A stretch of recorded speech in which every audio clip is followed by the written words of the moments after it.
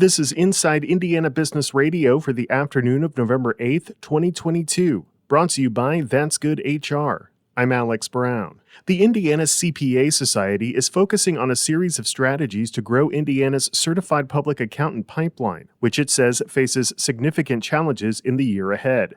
CEO Courtney Kincaid says barriers to entering the profession due to rigorous standards have created a greater need for new CPAs. To become a certified public accountant requires 150 hours of continuing professional education.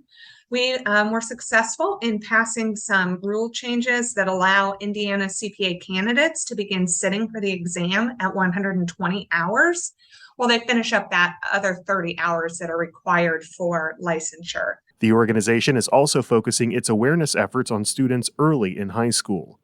Indianapolis-based Ascension St. Vincent broke ground today on its West Lafayette Neighborhood Hospital in what ultimately could be a larger medical complex near Purdue University. The health facility will feature an emergency department, 8 inpatient beds, and laboratory and imaging services.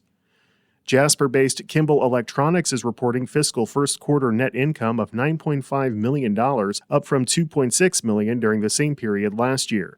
CEO Donald Charon says for the third consecutive quarter, the company's net sales have surged to a record-breaking level.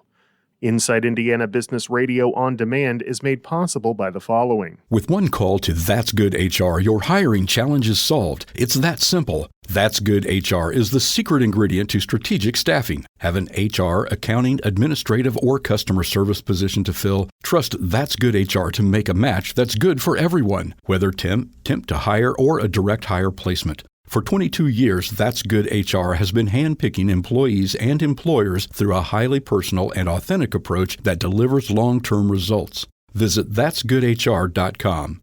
Remember, the match matters.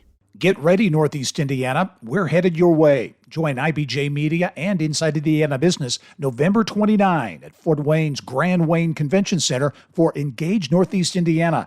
We've assembled the region's top business, community, and philanthropic leaders for a discussion on the issue shaping the future of Northeast Indiana. From attracting top talent to workforce and economic development, we'll explore what's working and big ideas for what's next. RSVP by November 18 at InsideIndianaBusiness.com. New data shows a statewide initiative funded by federal COVID relief dollars has helped thousands of Indiana high school students finish up college credits and other high-value credentials. The hopeful sign comes as state leaders continue to stress a need for more Hoosiers to earn post-high school credentials, whether at 2- and 4-year colleges or through attainment of technical degrees and certifications. Crossing the finish line initially intended to aid high schoolers whose ability to obtain college credits was hampered by the pandemic. That included courses needed for the Indiana College Corps or other high-value credentials. Roughly $6 million was earmarked to help students who were just a few credits away from completing those credentials, allowing them to take classes in the spring and summer semesters for free through Ivy Tech or Vincennes University.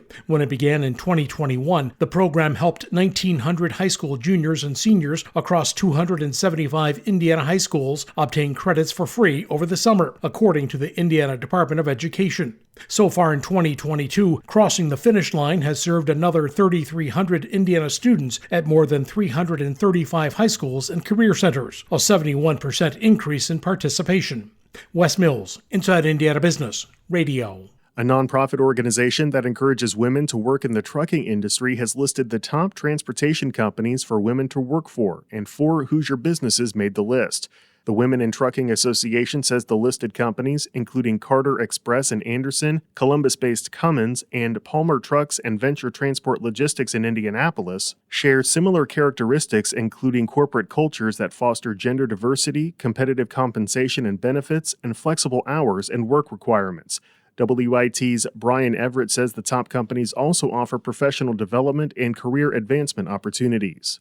Indiana's RV makers are shipping fewer travel trailers to dealers this year. The latest data from the Recreational Vehicle Industry Association shows year-to-date shipments are down 8% compared to the first 9 months of 2021. RVIA spokesperson Monica Geraci called the decline a normalization of the industry following record shipments last year. Over 600,000 RVs were built in 2021. That was a nearly 20% increase over any previous year. So what we're looking at right now, our latest forecast shows that we're going to be just shy of 500,000. Looking to the year ahead, the RVIA is expecting a further drop in wholesale shipments. A quarterly industry forecast conducted by ITR Economics puts the estimate at 419,000 units in 2023. The RVIA says Indiana factories account for 86% of U.S. RV units. Second place belongs to Oregon with just 3% of RV production.